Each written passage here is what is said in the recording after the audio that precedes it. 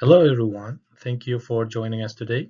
My name is Biasat Mustafaev and I'm pleased to have an opportunity to present our work on surface defect generation GAN for cynetic defect generation to enhance defect recognition on stainless steel motor housing surfaces.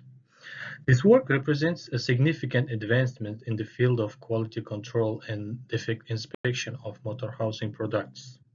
So without any further delay, let's dive into the contents of our presentation. I would like to begin by showcasing and giving some information about the motor housing product and its use cases.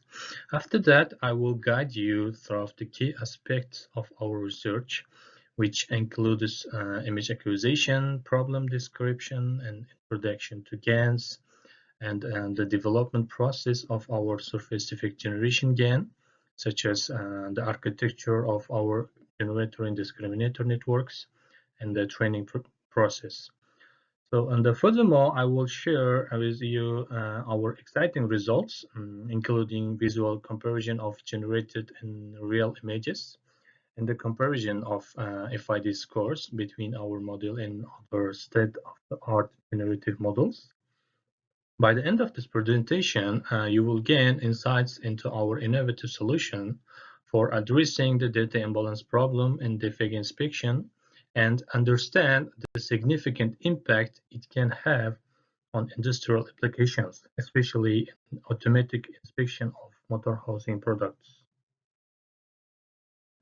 Motor housing plays a critical role in various industries, ensuring the protection and efficient functioning of motors in different applications. Moreover, the motor housing is widely used by Korean automotive motor production companies for different motors, such as performance motors, comfort, and safety motors. And in this figure 1 shows the different range of housing products that currently being inspected manually by human inspectors. So before diving into details, let's start with the image acquisition process.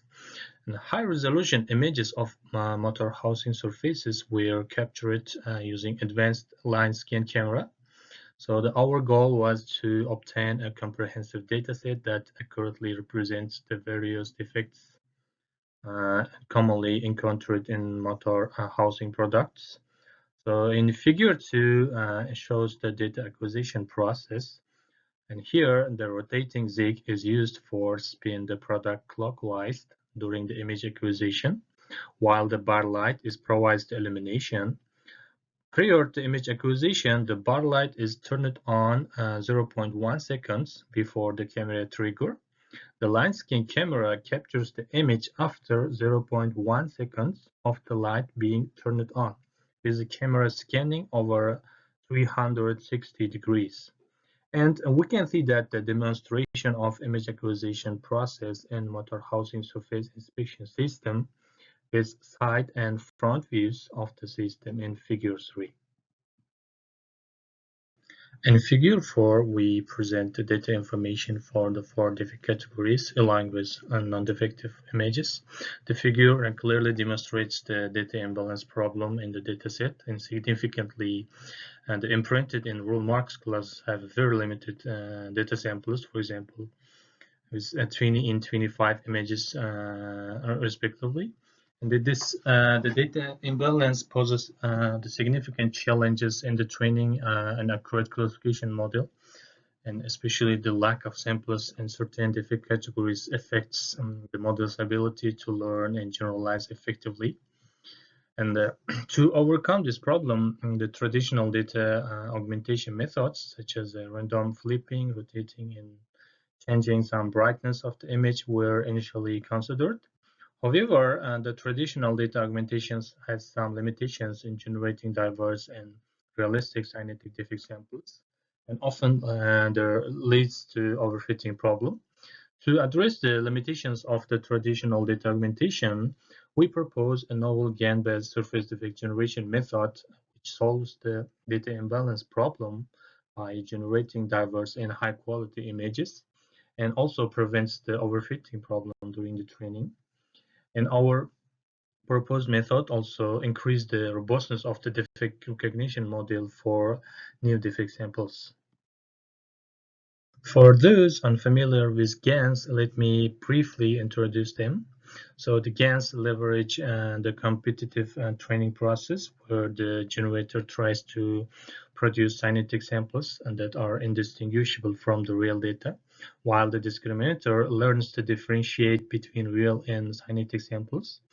In this dynamic interplay leads to the generation of increasingly realistic and high-quality kinetic data. For further detail process of generator and discriminator, I will explain in upcoming slides. The discriminator training process is illustrated in figure 6, and during the discriminator training, the process involves taking a random batch real samples from the dataset and generated a batch of fake images using a generator network by inputting the random noise vector and using the discriminator network to classify the images either real or fake. So the computed total classification error is then back propagated to update the discriminator parameters, and this aims to minimize the classification errors. And the iterative training process enhanced the discriminator's ability to distinguish between real and fake images, thereby improving the overall performance of the adversarial network. Figure 6 illustrates the generator training process.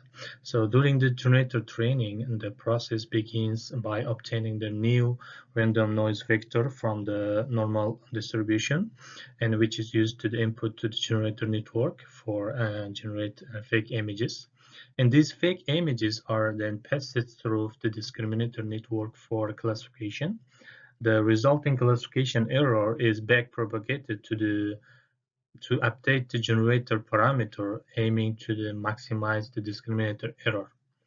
So by doing so, the generator learns to generate more realistic and convincing images that can deceive the discriminator, ultimately improving the overall performance of the adversarial network.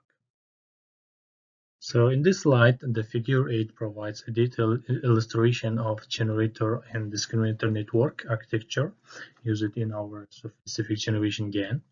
The generator consists of 4 upsampling layers utilizing convolutional transpose layers, along with 3 convolutional layers to generate high-quality images. These layers receive a random noise vector from the normal distribution and produce the realistic images with the size of 256 to 256. So the image is one channel, a grayscale image. To enhance the quality and detail of the generated images, we incorporated 2 additional convolution layers with 64 filters and 4x4 kernel size before and the last upsampling layer. These extra layers are specially designed to capture finer details and resulting in more realistic and high detailed generated images. So to mitigate artifacts commonly observed in generated images, we employed a convolutional layer for the output of the generator, and this choice avoids potential issues like chipboard patterns or distortions that can arise from the transpose convolution operation. So by using the convolutional layers and the output of the generator, we reduce the potential of such artifacts. Furthermore, to maintain the consistency of the image size of the convolutional layers, we set the stride to 1 and the padding to same, and we used 0 padding for all convolutional layers and the surface specific generation GAN. And this configuration ensures that the filters traverse the input image without skipping any pixels and preserving the data integrity and preserving the size of the image. And the discriminator network in the architecture comprises multiple convolutional layers with varying filter size and filtering kernel size. And increasing the number of filters in such layers is a crucial role to enhancing the discriminator performance. The motivation behind this approach is that the lower layers of the discriminator primarily learn simple features such as edges and corners, while the higher layers focus on more complex features like textures and shapes. By increasing the number of filters in each layer, we enable the discriminator to learn a wider range of features at each stage of the network. So this increased the diversity of the learned features empowers from the discriminator and to better distinguish between real and fake images, and it becomes more adept and capturing in meaningful and complex details that differentiate real images from the generated ones and resulting improved discrimination capability. During the training process, the hyperparameters are used as follows. The size of the random noise vector feed as input to the generator is set to 256, and the input size for the discriminator is set to 256 to 256, and the image is a grayscale image. That's why it's a one-channel image. So each training batch consists of 64 samples which are processed together during each iteration. The training process runs for a total 200 epochs, representing the number of times in the entire dataset is iterated over. An add-on optimizer is utilized during the training as an optimizer, and we use the SDG-GAN gradient penalty loss is employed for the training. And this loss function is especially designed for generative adversarial networks, and it helps to stabilize the training process and improve the quality of the generated images, and as well as preventing the gradient vanishing in mode collapse problems. So by configuring these hyperparameters, the training process aims to optimize the generator and discriminator network, resulting in improving image generation and discrimination capabilities. For a real-time demonstration of the GAN model training process, we provide a comprehensive view of the process. The top section exhibits the generated images as they evolve over the epochs, offering visual insights into the model's learning capabilities. And simultaneously, the first plot illustrates the dynamic changes in both generator and discriminator loss, indicating the convergence of the training process. To ensure more accurate assessment of the model's performance, we include a second plot at the bottom, which tracks the FID score over the epochs. And this monitoring the FID score is crucial as it provides a reliable measure of the similarity between the generated images and the real dataset. This metric allows us to assess the quality and diversity of the generated image and more effectively than relying on solely on loss values. By combining the visual inspection of generated images with FID score monitoring, we gain a comprehensive understanding of model's learning process and its ability to generate realistic and diverse images during the training. Figure 9 represents a visual comparison of real and generated images for four defects, which are imprinted pits and roll marks and scratches, and showcasing the outstanding results achieved by our model. As you can see, from the left side is original image and the right side is generated image.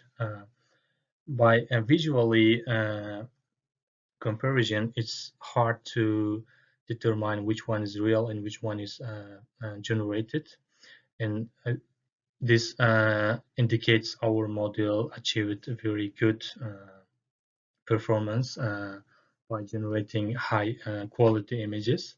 And if you pay attention in the generated images, there are different kind of defects in different places, and most of them has at least two defects in the one image, and which is no this kind of defects in the real dataset.